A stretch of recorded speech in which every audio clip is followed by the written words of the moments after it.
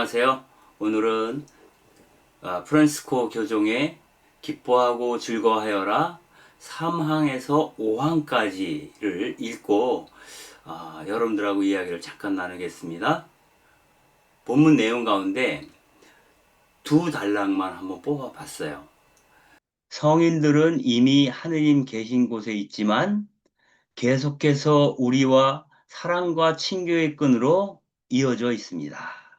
이런 말이 있고요. 우리도 각자 이렇게 말할 수 있습니다. 저는 하느님의 벗들에 둘러싸여 안내를 받고 있습니다. 사실 저 혼자 결코 질 수 없는 것을 혼자 짊어지지 않아도 됩니다. 하느님의 모든 성인이 저를 보호하고 돌보시고 저와 동행하기 때문입니다. 성인들께서 우리와 어떤 형식으로든 연결되어 있다라고 하는 얘기를 하고 있어요. 그래서 이 세상을 살면서 고통과 슬픔, 기쁨과 희망이 있을 텐데 그 모든 것 안에서 그분들이 우리와 함께 동행한다는 이야기죠. 그런데 실제로 우리가 경험하는 삶은 과연 그러한가? 정말 내가 궁핍하고 어떤 고통에서 어떻게 벗어날 수 없다는 느낌 때문에 어떤 그 절망적인 상태에 빠져 있을 때 아무도 내 손을 잡아주고 있지 않지 라고 느끼는 어떤 고립감 같은 걸 느낄 때 그때 문득 그래도 내 배후에는 하느님께서 계시고 또 그분의 천사라고 할 수 있는 성인들이 나와 동행한다고 느낄 수 있을까? 정말 그러할까? 이런 생각을 해볼 수 있습니다. 제가 어제 기회가 닿아서 노무현 재단에서 열리는 그 북토크에 다녀왔거든요. 주제가 빈곤 읽기, 고통받는 민주주의에 대한 거예요. 여기서의 논점은 그거였던 것 같아요. 이 빈곤의 문제, 정말 그 극심한 가난을 겪고 있는 그 고립된 인생들을 보면서 우리는 민주주의가 고통받고 있구나 라고 느낀다는 거예요. 이것은 어떤 그 절차적 민주주의나 어떤 그런 그 독재나 이런 모든 어떤 그 사회적 불의나 이런 것을 논의하기에 앞서서 이런 거대 담론의 그 밑에 깔려있는 그 고통의 영역, 그늘의 영역, 그림자의 영역이 있다는 거예요. 그게 바로 헤어나올 수 없는 빈곤, 가난의 문제라고 얘기를 하는 거죠. 팟캐스트 가운데 그 김혜리 기자가 진행하는 조용한 생활이라는 게 있습니다. 근데 이날은 김혜리 기자와 장일호 기자가 만나서 이 이야기를 나누었어요. 그래서 정말 아주 오랜만에 아주 특별한 감흥을 받았습니다. 그 어제 다루었던 책이 세 권이에요. 하나는 가난한 아이들은 어떻게 어른이 되는가. 한 교사가 8명의 학생들의 성장 과정을 지켜보면서 어떻게 그들이 가난으로부터도 희망을 건져 올릴 수 있을까? 그리고 가난이라는 게 그들에게 정말 어떤 의미로 다가왔던 것일까? 이런 이야기를 다루고 있다고 합니다. 그 다음에 그 가난의 당사자 자신인 안원이라고 하는 분이 쓴 1인칭 가난이라는 책이 있고요. 그리고 이러한 것들에 대해서 사회적으로 분석해 놓은 책으로서의 빈곤 과정으로서의 빈곤이라는 그런 문제들을 다루는 이 세 책을 통해서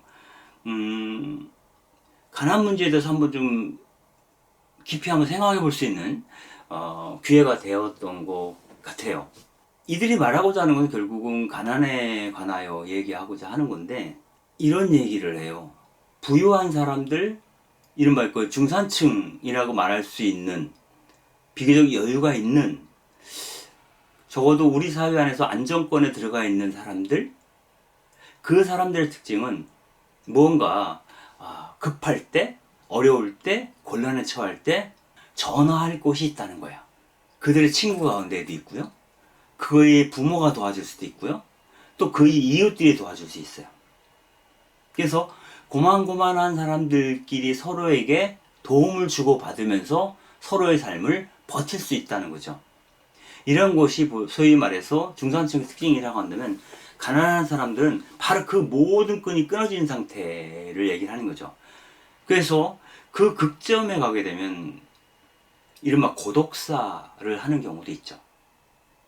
내가 살아있는 것이나 내가 이 지상에서 존재를 지우는 것이나 그다지 다르지 않다라고 느끼는 거예요. 이른바 사는 게 지옥일 때, 그때 우리는 살아있음이 주는 지옥을 경험할 것인가, 그 앞날을 알 수 없지만 죽음의 자기를 내맡길 것인가. 그럴 때마다 사람들이 가장 많이 하는 얘기가, 다시 한번 살 수 있다면 다른 인생을 살고 싶다, 이런 얘기를 하지 않습니까? 그 인도에 가면, 특히 이제 그 바라나시를 예전에 한번 가본 적이 있는데, 그 거기 가면 거린들이 되게 많아요. 근데 이 거린들이 이 적선을 받게 되면 그 얼마 안 되는 그 돈으로 먼저 노란색 꽃이 있거든요. 아이들이 막 돌아다니면서 파는 꽃이 있어요. 그 꽃을 먼저 사서 신께 바치고 나서 남은 돈으로 짜이를 한 잔 사서 마신다는 거예요. 그리고 나서 이른바 굶주림을 해소하기 위해서 밥을 사 먹든지 뭐 이렇게 했죠. 그래서 그 사람들이 왜 그 가난한 가운데서도 그 돈을 쪼개어서 신께 그 꽃을 바치는가 라고 물어봤을 때, 결국은 이생에서의 삶이 너무 고단한 거예요. 그래서 다음 생에는 좀 달라야 하지 않을까? 이런 기대를 하는 거죠. 다음 생에 좀 다른 인생으로 시작하기 위해서는 신께 기댈 수밖에 없는 거죠.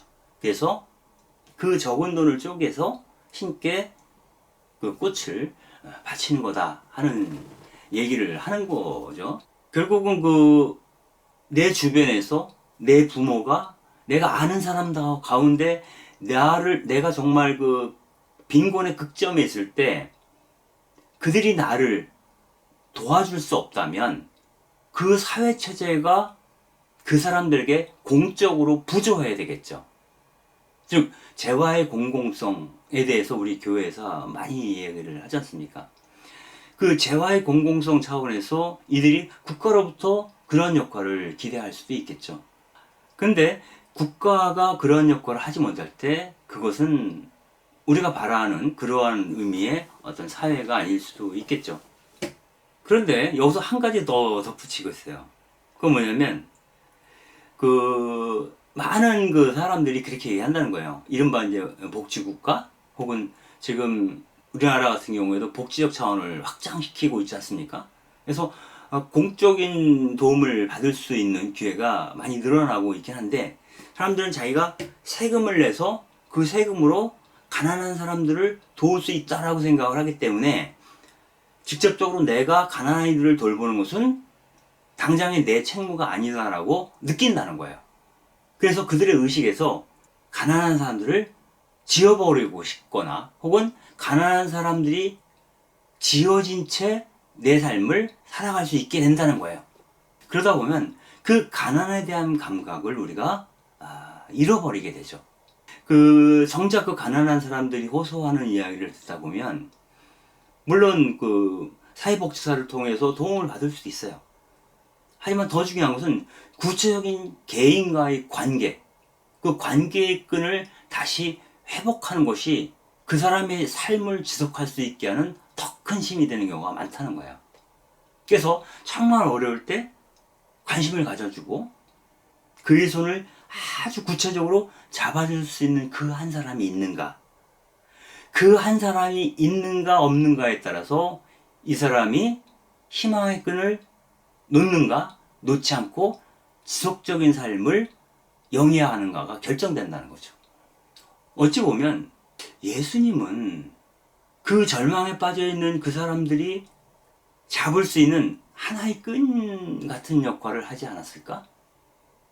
그 단 하나의 사람의 역할을 예수님이 했던 건 아닐까? 하는 생각이 들어요.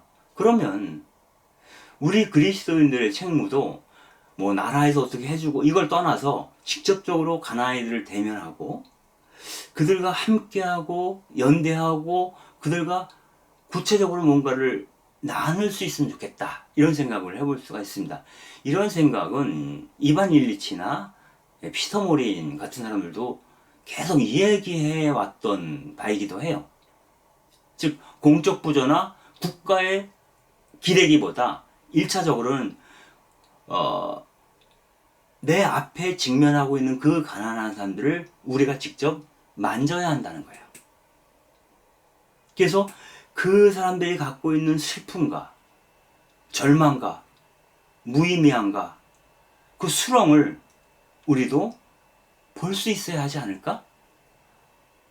그리고 거기서 그들과 함께 그 수렁에서 나오기 위해서 뭔가 할 수 있다면 얼마나 좋을까? 아주 구체적으로. 그것이 곧 그 사람을 구제하기도 하고 동시에 그 사람과 함께하는 나의 영혼을 구제하기도 한다 라고 이들은 이야기하는 거죠. 그래서 그 인간적인 사회란 뭔가, 그는 공적 부조를 일정하게 넘어서는 것이다 라고 하는 얘기를 하는 거죠. 그래서 그러한 감각에 대해서 우리가 좀 생각해 볼 필요가 있다. 그렇지 않다면 우리가 가난한 사람들을 일종의 수혜자 정도로만 생각하게 된다는 거예요. 뭐 차상위 계층이든 생활보호 대상자든 이러한 부류에 속한 사람들에 대해서 그냥 복지적 수혜자로 취급이 되는 거죠. 그래서 내 사랑을 구체적으로 확인할 수 있는, 내 사랑의 크기를 구체적으로 확인할 수 있는 기회를 우리는 잃어버릴 수 있다. 그런 얘기를 하는 거죠. 그래서 어떻게 우리가 가난한 이들을 또 다른 나로 감지할 수 있을까? 느낄 수 있을까? 아마 그런 얘기들을 여기서 하는 것 같아요. 그 가난은 1인칭이 아니라 2인칭의 차원에서 확인돼야 된다는 거예요. 그리고 3인칭, 즉 국가적 차원에서의 지원이 될 수 있다면 더욱더 좋겠죠.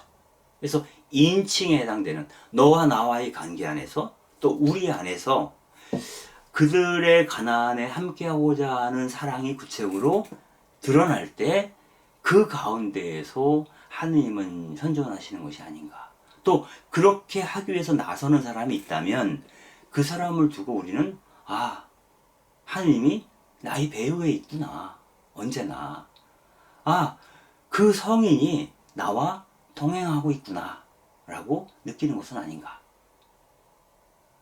착한 사마리아 사람들의 비유에서 강도 만난 사람들의 이웃이 되어 주었던 그 사마리아인들을 우리가 기억하면서 구체적으로 그들을 만질 수 있는 형태의 사랑을 한번 생각해 볼 수 있으면 좋겠다 하는 생각을 오늘 아침에 여러분과 함께 나누고 싶었습니다.